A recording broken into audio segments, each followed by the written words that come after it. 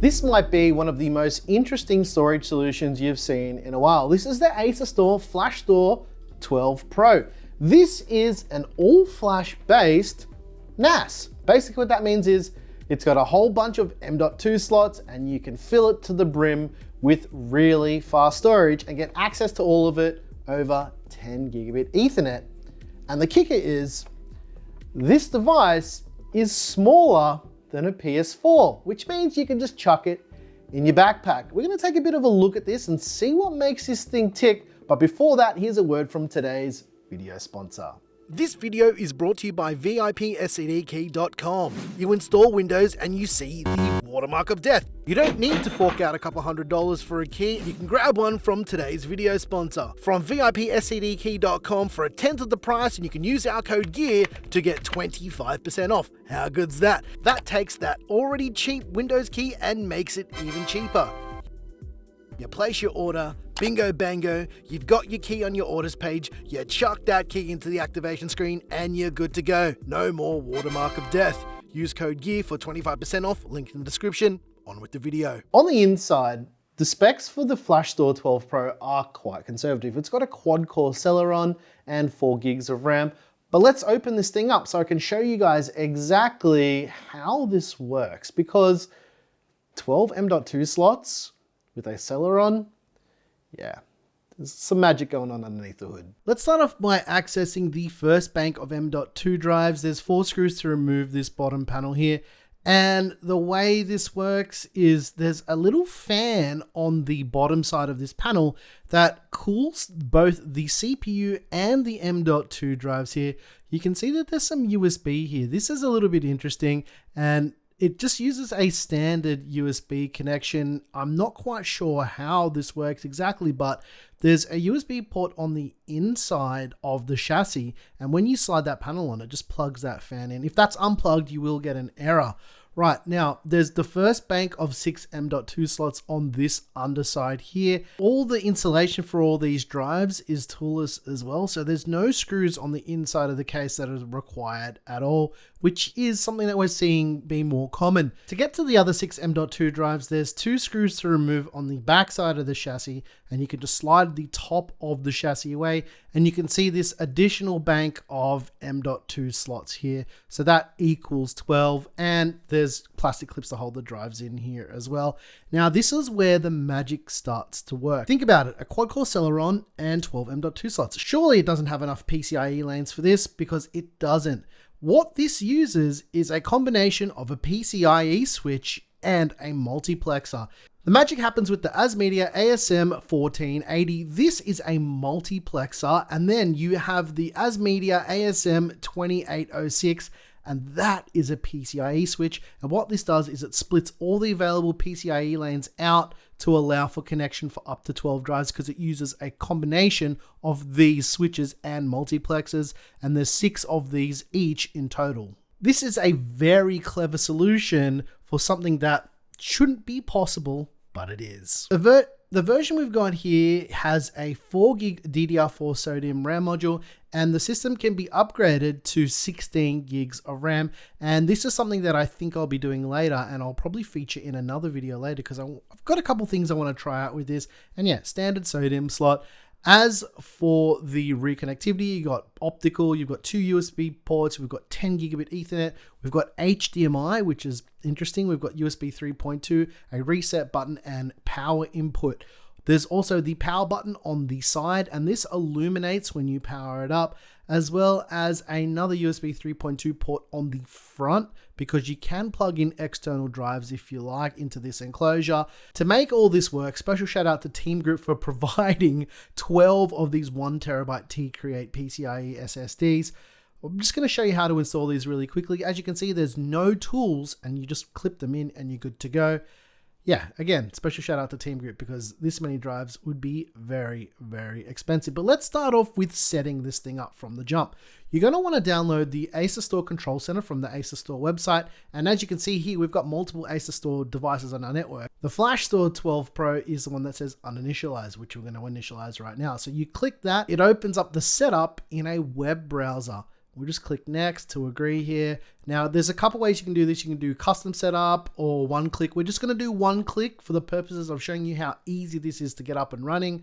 Mind you, all 12 drives are installed. We'll call this Flashy Boy. I mean, it makes sense. We'll create a user account here just so you can log in and you use this for your credentials when you're mapping this as a network drive or if you're connecting to this over your network. You've got a few different ways you can do this. You can either choose RAID 5, which is the balance mode that they've got here, or superior data protection, maximum capacity RAID 0. I would suggest probably RAID 6 if you're using ADM, just for a bit of redundancy. And you just click start initialization and it goes through the process and does it. And once we're in, we're good to go. The first thing I like to do is I like to check that our network is working correctly by going to the settings, the network, and the network interfaces. And as you can see here, we're connected at 10 gigabit, which is because our whole network is 10 gigabit. Now, I wanted to show you guys how to set up your first network share. Click shared folders in the access control panel, and then you'll want to go add, and we're going to create a new network share on the volume. And this is a RAID 6 volume. We'll just call it, let's say, files and stuff, whatever, right? No description. And we've only got a single volume here. So we'll select this volume and then we will click next. After that, you can select what type of permissions you want. I'm just going to let this allow every account to connect us for the purposes of filming this video, and we'll hit next and finish, and our first network share is created. But this has a few other interesting things that it can do. For connectivity, this is where the Flashstor 12 Pro seems more like a mini PC and not so much like a NAS. Although most modern NASs do have a lot of these features. We've got optical for audio, 2 USB ports. We've got that 10 gigabit Ethernet that you are going to need if you want to get really fast access to it. You've also got HDMI. All right, why does it have HDMI? Well, you can download a whole bunch of different applications onto an ASUSTOR NAS, and this is pretty ubiquitous across all ASUSTOR NASs, but the difference being here is, look, you've got Amazon Prime. So what does that mean? You can use this as a media device as well on your network, and you can use this as a set-top box if that's something you wanted to do as well. And you can install web browsers, you can install Disney Plus, different video services, and essentially you can either use this as a desktop PC or a set-top box or something to add to your smart TV for all of these services. So that's why it's got HDMI. It's pretty clever. However, it's only HDMI 2.0B, not HDMI 2.1. But when you've got a device like this, you don't really need high refresh rates. You're not using this for gaming. Look how many applications they have. It's insane. There's just so much to install here and play around with. One application that I personally use on ASUSTOR NASs, and actually all NASs that allow you to run software on them, is Plex. Like, that's a big one for me. And the fact that this has it there already is pretty good, but you don't need to run ASUSTOR's ADM on this at all. You can install any operating system you like on here because ASUSTOR doesn't care what operating system you run on their NAS anymore. They're more about creating the hardware to allow you to do whatever you like, because at the end of the day, you bought it and it's yours. Right, it's got HDMI and you can use it for apps, but that's not the only use for this, because the Flashstor 12 Pro is essentially a really clever PC with a lot of M.2 slots. What does that mean? Well, it means if you don't want to run ADM on this, you can install TrueNAS or something like Unraid as well. However, be aware you'll need to boot the device off another USB drive and not the internal eMMC memory, because if you erase the internal operating system, you're done for. In fact, Jeff Geerling has a really good article on his blog. I'll link to that about how to install TrueNAS on here.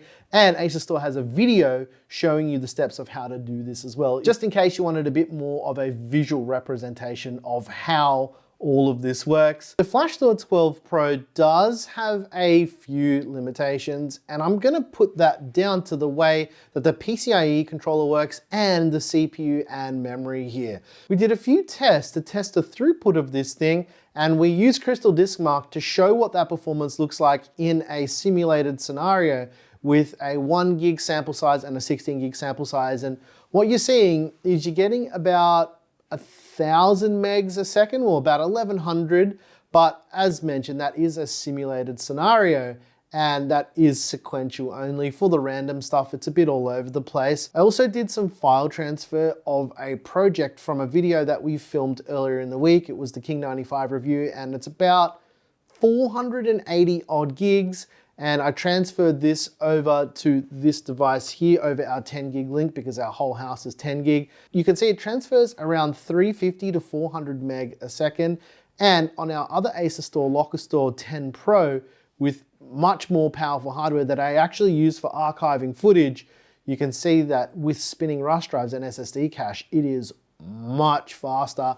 And again, I'm gonna put that down to the limitations of memory and CPU, because storage is a very RAM and CPU intensive application, and it would have been nice to see the Flashstor 12 Pro have a bit more performance, but I can see why they did it, because they wanted this to be a small and portable device with small thermal output. They didn't want the power supply to be inside the device as well. So there's all these little trade-offs that you have to make when you build a device like this. But I think for home storage, and especially if you want this thing to be portable, let's say you're working on the road and you need fast external storage, this is the future. I think as M.2 drives become a lot cheaper, devices like the Flashstor 12 Pro are going to become a lot more common, and you're going to see them more in those type of applications, especially for at home. But for now, I think spinning Rust is king because of the price and the density. Because say for instance, you were to buy all of the drives inside of this, you'd be spending upwards of 1,000 Australian dollars on top of the 1,300 Australian dollars for the enclosure. So you're already 2,300 Aussie dollars out of pocket for a 12 terabyte configuration, which is a bit steep, but it's a really nice idea. And there's really nothing like this at the moment. I do know that some other manufacturers are trying to do stuff like this at the moment, but ASUSTOR was first with something with this type of density, and I'm all for it. I absolutely love the Flashstor 12 Pro, and as I mentioned, it may be a bit expensive, but the idea and execution is really, really good. Let us know what you think of this really interesting flash-based NAS. Yeah, you know my thoughts already. I'm your boy Nick with Gear Seekers. You peek, we seek, and there's some other content above the Flashstor 12 Pro you can watch up here. This thing is really, really cool. Look at it, it's like a really small PS4. How cool is that? That's brilliant. Look at it, densely packed little thing.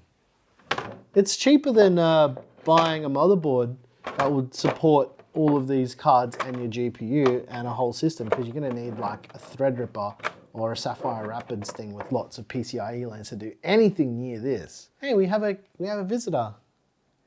You haven't been in a video for a while. Hey, you're the best cat. Hello, best cat. Can I get a kiss?